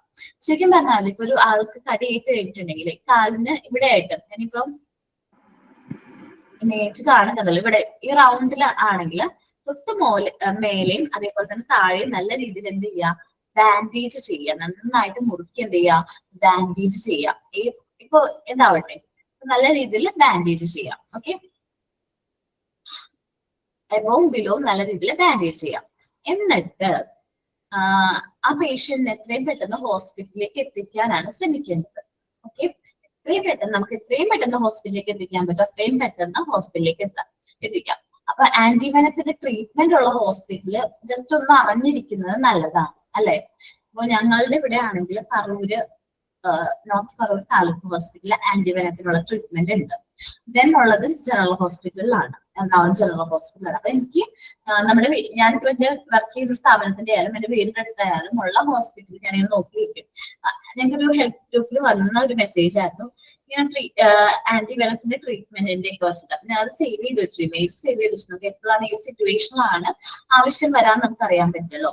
എന്നിട്ട് ഞാൻ നോക്കി ഇതൊക്കെ ഹോസ്പിറ്റലിൽ ഉണ്ട്. നമുക്ക് ഇങ്ങനെ ഒരു സിറ്റുവേഷൻ വന്നു കഴിഞ്ഞിട്ടുണ്ടെങ്കിൽ നമ്മളെ പേഷ്യന്റിനെയും കൊണ്ട് എവിടേക്കാണ് പോകേണ്ടത്, എത്രയും പെട്ടെന്ന് നമ്മൾ ആന്റിവെനം ഉള്ള ഹോസ്പിറ്റലിലേക്കാണ് പേഷ്യന്റിനെ എത്തിക്കേണ്ടത്. കാരണം നമ്മൾ ഫസ്റ്റ് അവേഴ്സിൽ എടുക്കുന്ന ട്രീറ്റ്മെന്റ് ആണ് ഏറ്റവും ആപ്റ്റ്. എത്രയും പെട്ടെന്ന് ആന്റിവെനം കൊടുക്കാൻ പറ്റും അല്ലെങ്കിൽ പ്രോപ്പറായിട്ട് ട്രീറ്റ്മെന്റ് എടുക്കാൻ പറ്റുകയാണെങ്കിൽ ആ പേഷ്യന്റ് അത്രയും പെട്ടെന്ന് നമുക്ക് എന്ത് ചെയ്യാൻ പറ്റും, സേവ് ചെയ്യാൻ പറ്റും. അത്രയും ടൈം ലാഗ് ആകുന്നതിനനുസരിച്ച് ആളുടെ ലൈഫിന്റെ ഒരു എന്താ പറയാ റിസ്ക്കും കൂടി വരും. നമ്മൾ എത്രയും പെട്ടെന്ന് എത്രയും സ്പീഡിൽ നമുക്ക് ട്രീറ്റ്മെന്റ് പ്രൊവൈഡ് ചെയ്യാൻ പറ്റും അത്രയും സ്പീഡിൽ നമ്മൾ എന്ത് ചെയ്യാം, ട്രീറ്റ്മെന്റ് കൊടുക്കുക എന്നുള്ളതാണ്.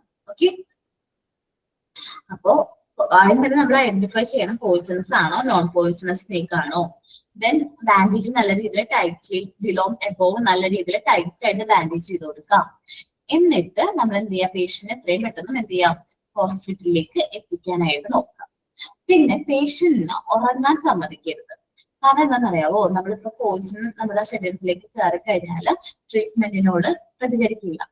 പ്രതികരിക്കണം എന്നുണ്ടെങ്കിൽ ആള് കോൺഷ്യസ് ആയിരിക്കണം, അൺകോൺഷ്യസ് ആവരുത്. ഓക്കെ, അൺകോൺഷ്യസ് ആവാതിരിക്കാൻ വേണ്ടിയിട്ട് നമ്മൾ മാക്സിമം ആളെ ഉറങ്ങാതിരിക്കാൻ ശ്രമിക്കാം. എന്നുവെച്ചാൽ ഞാനിപ്പോ എന്താ പറയാന്ന് വെച്ചാൽ കവളത്തടിച്ചാൽ മതി. പെട്ടെന്ന് നമുക്ക് ഉറക്കം വരികയാണെങ്കിൽ ആള് മയക്കത്തിലേക്ക് അൺകോൺഷ്യസ് ആവാന്ന് തോന്നിക്കഴിഞ്ഞാൽ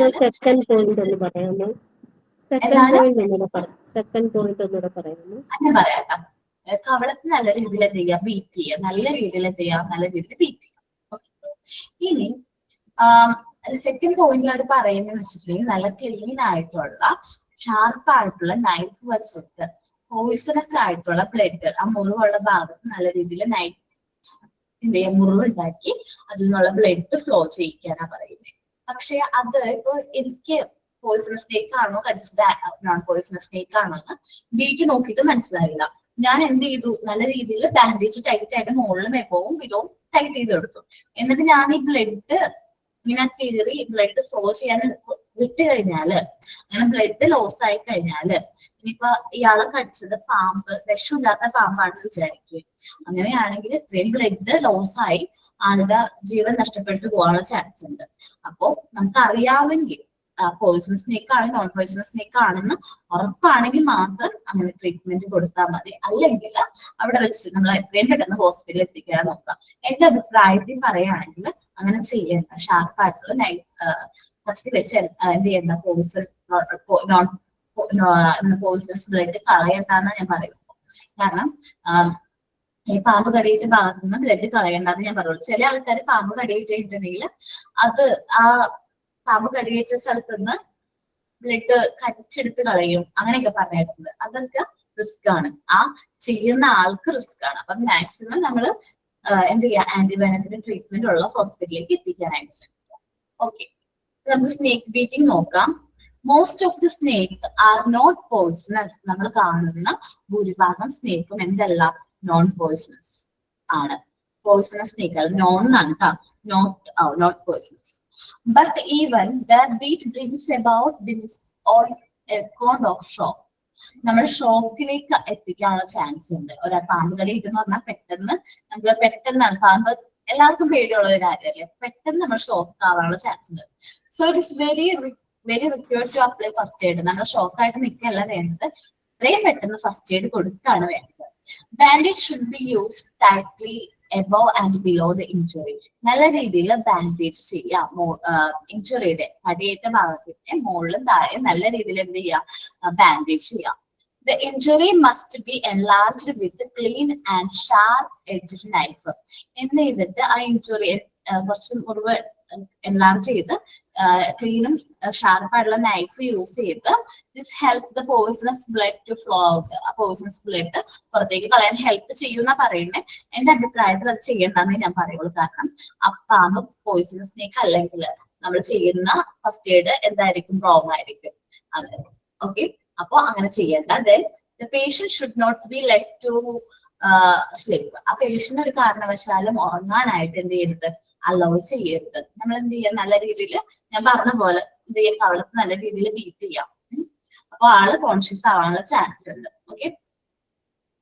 അപ്പൊ സ്നേക്ക് ബീറ്റ് ചെയ്ത് കഴിഞ്ഞാൽ ടെൻഷനൊന്നും അടിക്കണ്ട. ഏത് ടൈപ്പ് സ്നേക്ക് ആണ് നമ്മൾ ബീറ്റ് ചെയ്തതെന്ന് നോക്കാം. പോയിസണസ് ആണോ നോൺ പോയിസണസ് സ്നേക്ക് ആണോ? ഈ ഒരു ഇമേജ് വെച്ചിട്ട് തന്നെ നിങ്ങൾക്ക് പോയിസണസ് സ്നേക്കും നോൺ പോയിസണസ് സ്നേക്കും വ്യക്തമായിട്ട് മനസ്സിലായില്ലേ? ഇനി പാമ്പ് കടി ആ ഒരു ഇമേജ് വെച്ചിട്ട് തന്നെ മനസ്സിലാവുമല്ലോ. ഇതിക്ക് മുമ്പ് നിങ്ങളാരെങ്കിലും പാമ്പ് കടിച്ചിട്ടുണ്ടോ?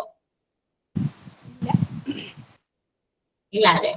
Okay okay. അപ്പൊ ഏത് ടൈപ്പ് സ്നേക്ക് ആണ് ബീറ്റ് ചെയ്തത്? എന്നിട്ട് എന്ത് ചെയ്യണം, പാമ്പ് കടിയേറ്റ ആള് നമ്മള് എന്ത് ചെയ്യാം, നല്ല രീതിയിൽ ബാൻഡേജ് ചെയ്യാം. മുകളിലും താഴെയും ബാൻഡേജ് ചെയ്യാം. ആളൊരു കാരണവശാലും കടത്തിക്കൊണ്ട് പോകരുത്. എന്ത് ചെയ്യരുത്, കടത്തിക്കൊണ്ട് വെച്ചാല് നമ്മളിപ്പോ ഒരാളെ ആക്സിഡന്റ് പറ്റി കഴിഞ്ഞിട്ടുണ്ടെങ്കിൽ എന്ത് ചെയ്യാം, കടക്കാനാ പറയാറ്. അങ്ങനെ ചെയ്യരുത്. അങ്ങനെ ചെയ്താൽ പെട്ടെന്ന് ബ്ലഡ് എന്ത് ചെയ്യും, ബോഡിയിലേക്കൊക്കെ എന്ത് ചെയ്യാനുള്ള ചാൻസ് ഉണ്ട്. പോയിസണസ് ആയിട്ടുള്ള ബ്ലഡ് പെട്ടെന്ന് കയറും. അങ്ങനെ ചെയ്യരുത്. പിന്നെ നമുക്ക് എന്ത് ചെയ്യാൻ പറ്റും, ഇരുത്തിക്കൊണ്ട് തന്നെ പോവാം, ആളെയും കൊണ്ട് പോവാം. ദെൻ ഒത്തിരി നടക്കാനൊന്നും പാടില്ല. പെട്ടെന്ന് തന്നെ കൈക്കിട്ടി എന്താന്ന് വെച്ചാൽ അത് വെച്ചിട്ട് ബാൻഡേജ് ചെയ്തിട്ട് വേണം നമ്മൾ എന്ത് ചെയ്യാനായിട്ട്, നെക്സ്റ്റ് സ്റ്റെപ്പ് എടുക്കാനായിട്ട്. ഓക്കെ. അപ്പൊ ഇനി അടുത്തത് ആൾ ഉറങ്ങാനും സമ്മതിക്കരുത്. ഇനി നെക്സ്റ്റ് പറയുന്നത് ഡ്രോണിങ് ആണ്. എന്ന് വെച്ചാൽ മുങ്ങിപ്പോവുക അല്ലെ. ഞാൻ എപ്പോഴും കണ്ടിട്ടുണ്ട്. കഴിഞ്ഞ ദിവസം ഇന്നലെ കഴിഞ്ഞ ദിവസം പെരിയാറില് ആലുവയിലാന്ന് തോന്നുന്നുണ്ട്. ആലുവയില് കുളിക്കാനാണോ അല്ല സെൽഫി എടുക്കാൻ വേണ്ടിയിട്ട് പാറയുടെ മേലെ കയറിയത് അനിയത്തിയും ചേച്ചിയും കൂടി. അപ്പൊ അനിയത്തി വെള്ളത്തിൽ വീണപ്പോ എന്ത് ചെയ്തു, ചേച്ചി ചാടി രക്ഷപ്പെടുത്താനായിട്ട് ഇറങ്ങി. അനിയത്തിനെ നാട്ടുകാരൊക്കെ കൂടി രക്ഷപ്പെടുത്തി. പക്ഷെ ഈ രക്ഷപ്പെടുത്താൻ ഇറങ്ങിയ ആളെ കിട്ടിയില്ല. ചേച്ചി മരണപ്പെട്ടു. നമുക്കറിയാം വെള്ളത്തിൽ വീഴ അല്ലെങ്കിൽ മുങ്ങിപ്പോവുക എന്നൊക്കെ പറഞ്ഞാൽ കുറച്ച് റിസ്ക് ആയിട്ടുള്ള കാര്യങ്ങളാണ് അല്ലെ. നമ്മൾ കുറച്ച് ശ്രദ്ധിക്കണം. എത്ര നീന്താൻ അറിയുന്ന ആളാണെങ്കിലും ഒരാളെ രക്ഷപ്പെടുത്താൻ പോവാണെങ്കിൽ കുറച്ച് സേഫ്റ്റി മെഷേഴ്സ് എടുത്തിട്ട് വേണം നമ്മൾ എന്തായാലും വെള്ളത്തിലേക്ക് ഇറങ്ങാൻ വേണ്ടിയിട്ട്. കാരണം കുറച്ച് റിസ്ക് ആണ്. ഇപ്പോ ആ കയറുന്ന ആള്, ആ വെള്ളത്തിൽ നിന്ന് കയറാനായിട്ട് ശ്രമിക്കുന്ന ആള് നമ്മളെ പിടിച്ച് അവരുടെ മാക്സിമം പവർ കൊണ്ട് പിടിച്ച് നമ്മുടെ മേത്തിന് വലിച്ച് മേലേക്ക് കയറാനേ ശ്രമിക്കുള്ളൂ. ഓട്ടോമാറ്റിക്കലി നമ്മളെ താത്തിയിട്ടായിരിക്കും അവർ പോകുന്നത്. അപ്പൊ ആളെ രക്ഷപ്പെടുത്താൻ പറ്റിയാലും രക്ഷപ്പെടുത്താനായിട്ട് പോകുന്ന ആള് നമുക്ക് വെള്ളത്തിലേക്ക് പോകാൻ ചാൻസ് ഉണ്ട്. അപ്പൊ നമ്മൾ കുറച്ച് പ്രിക്കോഷൻസ് എടുത്തിട്ട് വേണം എന്ത് ചെയ്യാനായിട്ട്, രക്ഷപ്പെടുത്താനായിട്ട് ഇറങ്ങാനായിട്ട്. പ്രോപ്പർ ആയിട്ട് ട്രെയിനിങ്ങും അതിന് വേണ്ടിയിട്ട് എക്സ്പീരിയൻസ് ഒക്കെ ഉള്ള ആൾക്കാരാണ്. ചില ആൾക്കാരെന്ന് വെച്ചാൽ ഭയങ്കര എക്സ്പീരിയൻസ് ഒക്കെ ഉള്ള ആൾക്കാരായിരിക്കും, പക്ഷെ അവരും മുങ്ങിപ്പോവാറുണ്ട്. നിങ്ങൾ ആക്ഷൻ ഹീറോ ബിജു കണ്ടിട്ടുണ്ടോ സിനിമ? കണ്ടിട്ടുണ്ട്. അതിലുള്ള റിയൽ ലൈഫ് അല്ലെങ്കിൽ റിയൽ സിറ്റുവേഷൻ അല്ലെങ്കിൽ റിയൽ ആയിട്ട് നടന്നൊരു സംഭവം അവര് എന്ത് ചെയ്തിട്ടുണ്ട്, ഇൻക്ലൂഡ് ചെയ്തിട്ടുണ്ട്. നമ്മള് എറണാകുളത്ത് ഒരു നേവി ഉദ്യോഗസ്ഥൻ വെള്ളത്തില് അതൊരു സീൻ ഉണ്ടല്ലോ, അമ്മയും കുട്ടികളായിട്ട് വെള്ളത്തിൽ ചാടിയിട്ട് ആ നേവി ഉദ്യോഗസ്ഥൻ അമ്മനെയും കരക്കേറ്റി, നമുക്ക് മോളെയാണ് തോന്നുന്നുണ്ട് കരക്കേറ്റി. പക്ഷെ കുട്ടീനെ കൈക്കുഞ്ഞിനെ രക്ഷപ്പെടുത്താൻ ഇറങ്ങിയപ്പോഴാണ് എന്ത് ചെയ്തത്, ആ നേവി ഉദ്യോഗസ്ഥന് മിസ്സായത്. നേവി എന്നൊക്കെ പറയുമ്പോൾ അറിയാലോ, നീന്താനൊക്കെ പ്രോപ്പർ ആയിട്ട് ട്രെയിനിങ് ഒക്കെ കിട്ടിയിട്ടുള്ള വ്യക്തിയാണ്. എന്നിട്ടും ഇപ്പോഴും ആ ഒരു സിനിമയിൽ പറയുന്ന പോലെ തന്നെ ഇപ്പോഴും ആളുടെ ബോഡി ഇതുവരെയും റിക്കവർ ചെയ്യാനായിട്ട് പറ്റിയിട്ടില്ല. അപ്പോ നേവിയിൽ അത്രയും ആൾക്കാർ ശ്രമിച്ചിട്ട് റിക്കവർ ചെയ്യാനായിട്ട് പറ്റില്ല. അത്രയും റിസ്ക് ആണ് എന്ത് വെള്ളം എന്ന് പറയുന്നത്. അപ്പൊ നമ്മൾ ശ്രദ്ധിക്കണം. അതേപോലെ നമ്മൾ മിക്കപ്പോഴും ന്യൂസിലൊക്കെ വായിക്കുന്ന ഒരു കാര്യമാണ് എന്താണ്, ബക്കറ്റില് ഞാൻ മിക്കപ്പോഴും കാണാറുണ്ട്, ബക്കറ്റിൽ വീണ് കുഞ്ഞിക്കുട്ടി ബക്കറ്റിൽ വീണ് മരണം സംഭവിച്ചു എന്നൊക്കെ. അതൊക്കെ കാണുമ്പോൾ ഞാൻ വിചാരിക്കും എന്തെങ്കിലുമൊക്കെ ഈ അമ്മമാർക്ക് ചെയ്യാൻ പറ്റി, ആ സമയത്ത് പ്രോപ്പറായിട്ട് ട്രീറ്റ്മെന്റ് കൊടുക്കാൻ പറ്റിയിരുന്നെങ്കിൽ, അല്ലെങ്കിൽ അവർക്ക് അറിയാമായിരുന്നെങ്കിൽ അങ്ങനെ മരണം സംഭവിക്കാതിരിക്കാനായിട്ട് പറ്റുമായിരുന്നു എന്ന്. അപ്പോ എന്താ പറ്റുന്നതെന്ന് വെച്ചിട്ടുണ്ടെങ്കിൽ, നിങ്ങൾ സിനിമയിലൊക്കെ കണ്ടിട്ടുണ്ടോ? നമ്മൾ എപ്പോഴും സിനിമയിൽ കണ്ടിട്ടില്ലേ, ഒരാളെ വെള്ളത്തിൽ മുങ്ങിപ്പോയി കരക്കെടുക്കുമ്പോ തന്നെ നമ്മൾ എന്ത് ചെയ്യും? വയറ്റില് ഇങ്ങനെ അമർത്തി അമർത്തി അമർത്തി വെള്ളം ചെയ്യണം, പുറത്തേക്ക് കളയണം. അങ്ങനെയല്ലേ കണ്ടിട്ടുള്ളത് സിനിമയിലൊക്കെ? ശരിക്കും പറഞ്ഞാൽ അങ്ങനെ ചെയ്യരുത് കേട്ടോ. അത് ശരിക്കും പറഞ്ഞാൽ റോങ് ആയിട്ടുള്ള കാര്യമാണ്. കാരണം നമ്മളിപ്പോ വയക്കൂടെ പോയിട്ടുള്ള വെള്ളം വയറ്റിലാണ് ഉള്ളത്, വയറ്റിലെ മുക്കിൽ പോയത് വയറ്റിലാണ് ഉള്ളത്, കുഴപ്പമില്ല, അതിന് കടന്നുകൊണ്ട് പ്രശ്നമില്ല. പക്ഷെ നമ്മൾ വയറ്റിലിട്ട് അത് തിരിച്ചു വരുമ്പോൾ അത് ലങ്സിലൊക്കെ കെട്ടാനുള്ള ചാൻസ്, പിന്നെ ലങ്സിലൊക്കെ ഇൻഫെക്ഷൻ വരാനുള്ള ചാൻസ് ഉണ്ട്. സോ നമ്മള് അങ്ങനെ ചെയ്യരുത്. നമ്മൾ എന്ത് ചെയ്യാം, നമ്മൾ കുഞ്ഞു കുട്ടികൾക്ക് ഭക്ഷണം കൊടുത്തു കഴിഞ്ഞിട്ടുണ്ടെങ്കിൽ നമ്മളിങ്ങനെ പുറത്ത് തട്ടൂലേ, ഇങ്ങനെ പുറത്ത് തട്ടാറില്ലേ കുഞ്ഞു കുട്ടികളെ? അതേപോലെ വെള്ളത്തിൽ നിന്ന് ഒരാൾ എടുത്തപ്പോ കോൺഷ്യസ് ആണ്, ആൾക്ക് വേറെ പ്രശ്നമൊന്നും ഇല്ലെങ്കിൽ നമ്മൾ എന്ത് ചെയ്യാം, ആളെ ചരിച്ച് നിർത്തിയിട്ട് ബാക്കിൽ നല്ല രീതിയിൽ എന്ത് ചെയ്യാം, അടിച്ചു കൊടുക്കുക ബാക്കിൽ. അതേപോലെ പുറകു വശത്ത് അടിച്ചു കൊടുക്കുക. അങ്ങനെ ഇങ്ങനെ വെള്ളം പോകണോണ്ട് കുഴപ്പമില്ല. ഓക്കെ. പിന്നെ കുനിച്ചിരുത്താനായിട്ട് ശ്രമിക്കാം. ഓക്കെ. ഫീറ്റ് പൊക്കി വെച്ചിട്ട് മുഖം ഫേസ് ഡൗൺവേർഡ് ആക്കിയിട്ട് നമ്മൾ ഇരുത്തൂലേ, അങ്ങനെ ഇരുത്താനായിട്ട് മാക്സിമം ശ്രമിക്കാം. എന്നിട്ട് ആൾക്ക് കോൺഷ്യസ് ഉണ്ടല്ലോ, വേറെ കുഴപ്പമൊന്നുമില്ലെങ്കിൽ നമ്മൾ എന്ത് ചെയ്യാം, നമ്മള് നല്ല രീതിയിൽ വെള്ളം ബാക്കിൽ നിന്ന് വെച്ചാൽ നമ്മള് പുറത്തടിച്ച് കളയാനായിട്ട് ശ്രമിക്കാം. പിന്നെ നല്ല വാമായിട്ടുള്ള ടവല് കൊടുക്കാം. പിന്നെ ഹോട്ട് വാട്ടർ കുറച്ച് കുടിക്കാനായിട്ട് കൊടുക്കാം, ചൂടുവെള്ളം കൊടുക്കാം.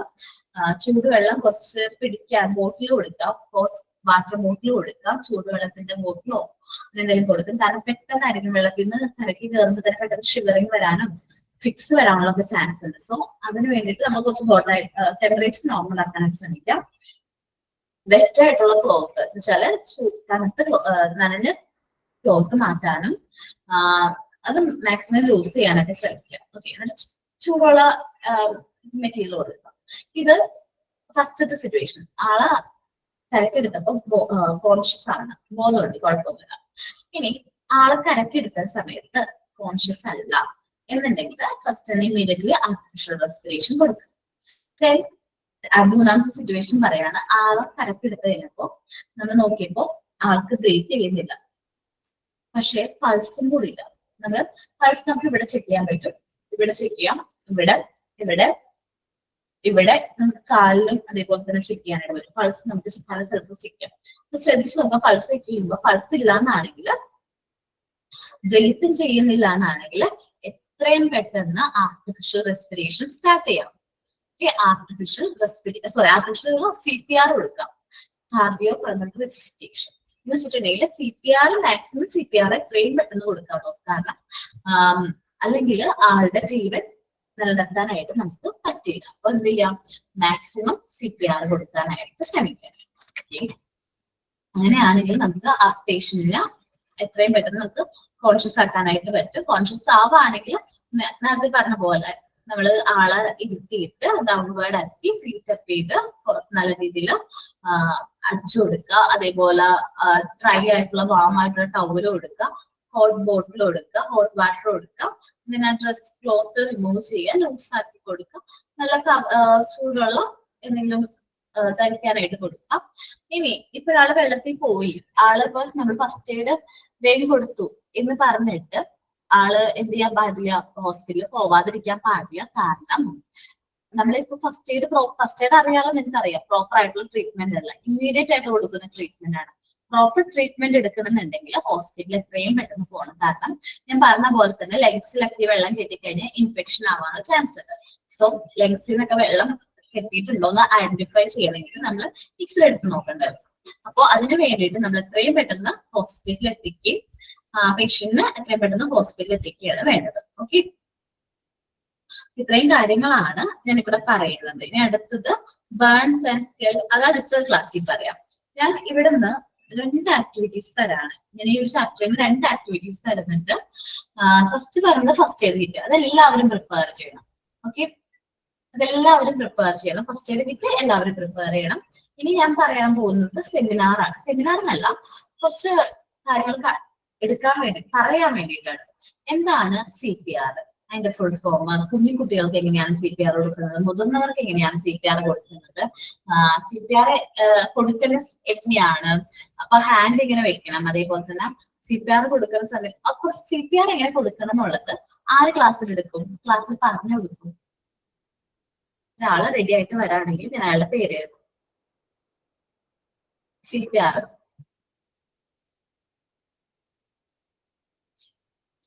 നെക്സ്റ്റ് ക്ലാസ്സിലായിരുന്നു. അഞ്ചിതയാണോ? അഞ്ചിത റെഡി ആണോ? അഞ്ചിത CPR എങ്ങനെ കൊടുക്കുക എന്നുള്ളത് നെക്സ്റ്റ് ക്ലാസ്സിൽ നിങ്ങൾക്ക് വേണ്ടി പറഞ്ഞുതരും, നമുക്ക് വേണ്ടിയിട്ട് പറഞ്ഞുതരും. നമ്മൾ എല്ലാവരും നോട്ടിലത് എഴുതിയെടുക്കും. ഓക്കെ. അടുത്തത് ആർട്ടിഫിഷ്യൽ റെസ്പിറേഷൻ ആണ്. എങ്ങനെയാണ് ആർട്ടിഫിഷ്യൽ റെസ്പിറേഷൻ കൊടുക്കണേ എന്നുള്ളത് ആര് പറഞ്ഞുതരും? CPR ഉണ്ട് ആർട്ടിഫിഷ്യൽ റെസ്പിറേഷൻ. എന്നാലും ഒരു ക്ലിയർ ആയിട്ട് ഒരാളും കൂടി പറയുകയാണെങ്കിൽ എളുപ്പമായിരിക്കുമല്ലോ. Okay. Anju Rakesh artificial respiration എങ്ങനെയാണ് കൊടുക്കുന്നത് എന്നുള്ളത് പറഞ്ഞു. ഓക്കെ. ഈ രണ്ട് കാര്യങ്ങൾ നെക്സ്റ്റ് വീക്ക് വരുമ്പോൾ അത് പ്രിപ്പയർ ചെയ്യണം. നെക്സ്റ്റ് ഫസ്റ്റ് എയ്ഡ് കിറ്റ് എല്ലാവരും, എല്ലാ കുട്ടികളും ഫസ്റ്റ് എയ്ഡ് കിറ്റ് പ്രിപ്പയർ ചെയ്യണം. ഫസ്റ്റ് എയ്ഡ് കിറ്റ് എല്ലാവരും ക്ലാസ്സിൽ തന്നെ ജസ്റ്റ് ഒരു 2 seconds ആണെങ്കിൽ പോലും ഇതാണ് മിസ് എന്റെ ഫസ്റ്റ് എയ്ഡ് കിറ്റ്, ഞാൻ എന്താണ് പ്രിപ്പയർ ചെയ്തിരിക്കുന്നത് ജസ്റ്റ് ഒന്ന് കാണിച്ചാൽ മതി. ഓക്കെ. ഫുൾ ആയിട്ട് എക്സ്പ്ലെയിൻ ചെയ്യണമെന്നില്ല, എന്നാലും ജസ്റ്റ് ഒന്ന് കാണിക്കാം എന്താണ് എന്റെ ഫസ്റ്റ് എയ്ഡ് കിറ്റ്, ഇങ്ങനെ കാര്യങ്ങളൊക്കെ ഞാൻ ഇതിൽ ഇൻക്ലൂഡ് ചെയ്തിട്ടുണ്ട് എന്ന് പറയാം. ഓക്കെ. ഇത്രയുമാണ് നെക്സ്റ്റ് വീക്കിലേക്കുള്ള നിങ്ങളുടെ ആക്ടിവിറ്റി. അഞ്ചും ആർട്ടിഫിഷ്യൽ റെസ്പിറേഷനും CPR-ഉം റെഡി ആയിട്ട് വേണം വരാൻ. നല്ല രീതിയിൽ നോക്കാം, വീഡിയോസ് ഒക്കെ കണ്ടു നോക്കാം. യൂട്യൂബിൽ നിങ്ങൾ എല്ലാവരും കണ്ടോ എങ്ങനെയാണ് CPR കൊടുക്കേണ്ടത്, എങ്ങനെയാണ് ആർട്ടിഫിഷ്യൽ റെസ്പിറേഷൻ കൊടുക്കേണ്ടത് എന്നുള്ള വീഡിയോസ് ഒക്കെ നിങ്ങൾ കണ്ടു നോക്കുമ്പോൾ എല്ലാവരും കണ്ടു നോക്കണം. കാരണം നമുക്ക് എങ്ങനത്തെ സിറ്റുവേഷൻ ആണ് ഭാവിയിൽ ഹാൻഡിൽ ചെയ്യാന്ന് പറയാൻ പറ്റുക. സോ അതിനെ കുറിച്ച് ഡീറ്റെയിൽഡ് ആയിട്ട് നിങ്ങൾ നോക്കിയോ. പിന്നെ ഇവര് നമ്മുടെ ക്ലാസ്സിൽ നെക്സ്റ്റ് വീക്കില് നമുക്ക് വേണ്ടിയിട്ട് അത് പ്രസന്റ് ചെയ്യും. ഓക്കെ. അപ്പോ ഞാൻ ക്ലാസ് വൈൻഡപ്പ് ചെയ്യാണ്. ഇന്ന് ഇത്രയും പോർഷൻ എടുക്കുന്നുള്ളൂ, ബാക്കി നെക്സ്റ്റ് ക്ലാസ്സിൽ എടുക്കാം. ഓക്കെ. അല്ലെങ്കിൽ ഒത്തിരി ആയ പോലെ തോന്നുന്നു അല്ലേ? Okay. Thank you miss. Thank you. Sign out ആയിരുന്നില്ലേ? ഓക്കെ, പറഞ്ഞോളൂ. In this online class conference, I want to express my sincere gratitude to Aparna ma'am for her guidance and dedication. Your lecture and feedback has been invaluable. I also want to thank my classmates for their contribution to discussion and collaborative work. It's been a rewarding experience learning with all of you. Thank you. Thank you all. Thank you, miss. Thank you.